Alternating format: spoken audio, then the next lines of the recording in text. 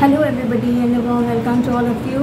Sharibasi চলে এসেছি আর so let's spend some time together. একসাথে খানিকক্ষণ সময় একটুখানি কাটাই আমরা। তো সময় কাটাবো কী করে, আমরা তো কিছু না কিছু একটা আলোচনা নিয়েই করি। তো আজকে আমরা সকলে যে টপিকটা নিয়ে আলোচনা করতে বলা হয়েছে, মানে করা হচ্ছে আজকে, তো সেই টপিকটা দিয়েছে আমাদের খুব প্রিয় রাখি একটা টপিক দিয়েছে। একটু আমার কাছে তো খুব কঠিন লাগছে, তার কারণ হচ্ছে অনেকদিন পরে আমি বলতে এসেছি না, আমার কাছে সমস্ত কিছু একদম উলটপালট হয়ে গেছে। এনিওয়েজ চেষ্টা করবো বলতে, জানি না কতখানি কি বলতে পারবো। ওই টপিকটা হচ্ছে যে যদি দ্রুত হাঁটতে চাও তো একলা চলো, আর যদি দূরে হাঁটতে চাও তো একত্রে চলো। তো যদি দ্রুত হাঁটতে চাও তো একলা চলো। এখন আমি জীবনটাকে যদি প্রথম দিক থেকে শুরু করি, তাহলে প্রথম দিকটা কিন্তু আমাকে একলাই চলতে হবে। হ্যাঁ, একলা। আমি যখন আমার ওই ফর্মেটিভ ইয়ার্স, তখন আমাকে একলাই চলতে হবে। কিন্তু যখন আমার জীবনটা গড়ছি আমি, তখন আমি কাউকে সঙ্গে নিয়ে কিন্তু যেতে পারবো না। সেই সময় আমার তখন একটা মানে বাচ্চা বয়স থেকে পড়াশোনা ঠিক করে করতে হবে, যাতে করে আমি একটা নিজের একটা শক্ত ফুট হোল্ডিং পাই, তারপরে যাতে আমি নিজে দাঁড়াতে পারি, তারপরে নিজের কেরিয়ার তৈরি করতে পারি।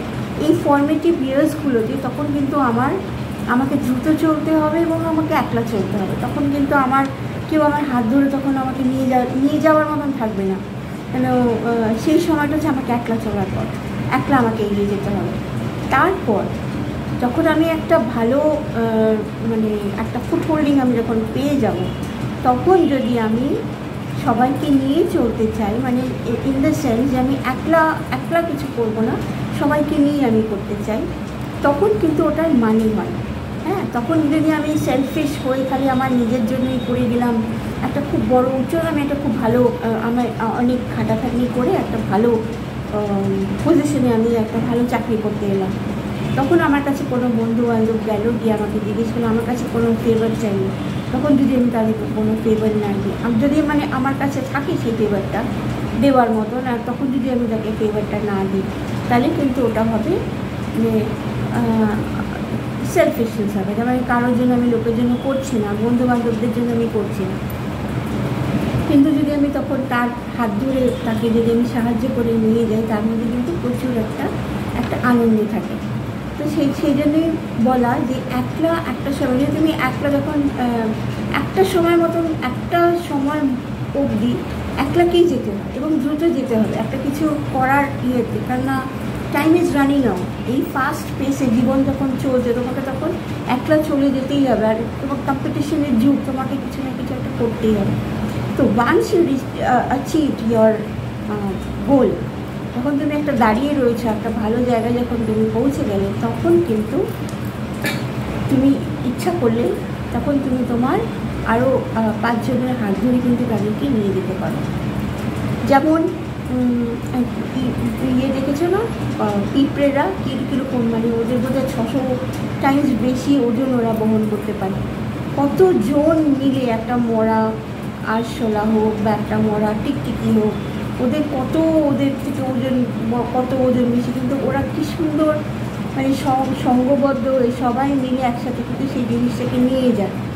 তেমনিভাবে যদি অনেকে মিলে যদি একটা কোনো কাজ করতে যায়, সেটা সাকসেসফুল কিন্তু হয়।